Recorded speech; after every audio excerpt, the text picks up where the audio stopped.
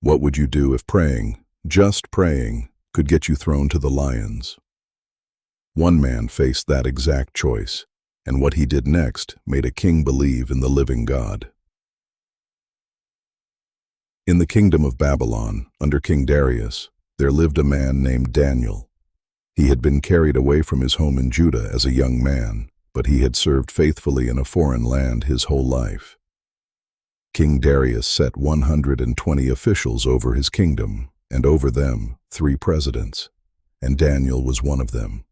And Daniel became distinguished above all the others because an excellent spirit was in him. In fact, the king planned to set Daniel over the whole kingdom. The other officials burned with jealousy.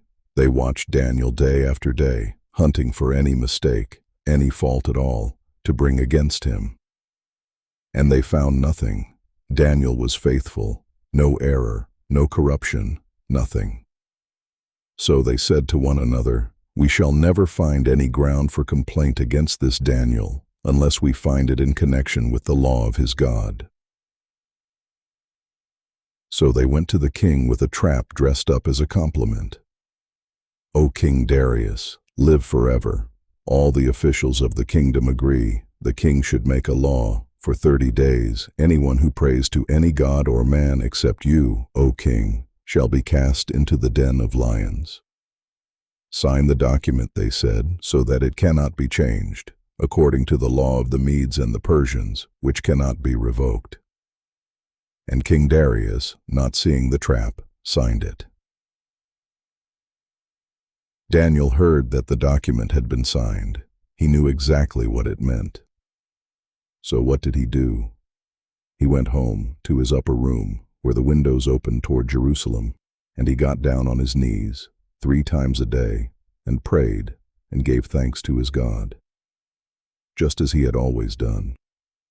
No hiding, no waiting 30 days. The window stayed open. The officials were watching, of course. That was the whole plan. They found Daniel praying and ran straight to the king. "Did you not sign a law, O king? Anyone who prays to any god except you goes to the lions." The king said, "It stands, according to the law of the Medes and Persians, which cannot be revoked." Then they sprang the trap. "Daniel, that man from Judah, pays no attention to you, O king. He still prays to his God 3 times a day." When the king heard this, he was deeply distressed. He had been tricked, and it was going to cost him his most faithful servant.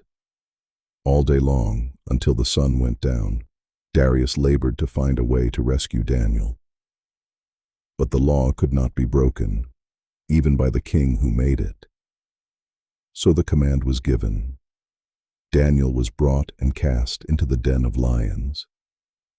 And listen to what the king said to Daniel as the stone was rolled over the mouth of the den. "May your God, whom you serve continually, deliver you." A stone was laid over the mouth of the den, and the king sealed it with his own signet ring.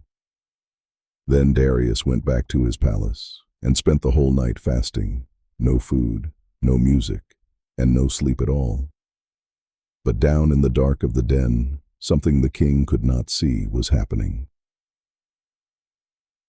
At the first light of dawn, the king rose and hurried to the den of lions, and he cried out with an anguished voice, "O Daniel, servant of the living God, has your God been able to deliver you from the lions?" Silence.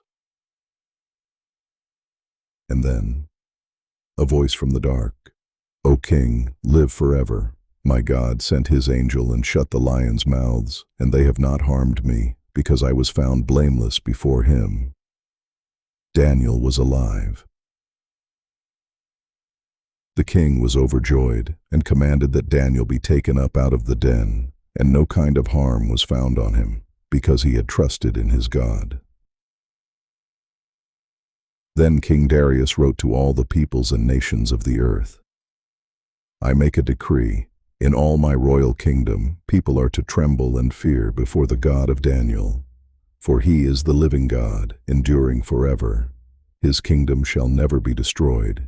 He delivers and rescues. He works signs and wonders in heaven and on earth, he who has saved Daniel from the power of the lions. And Daniel prospered all the rest of his days.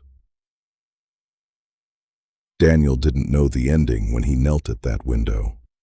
He prayed anyway. Real faith isn't waiting to see if it's safe. It's staying faithful and letting God write the ending. If you enjoyed this story, subscribe. A new page of the Notebook turns every week.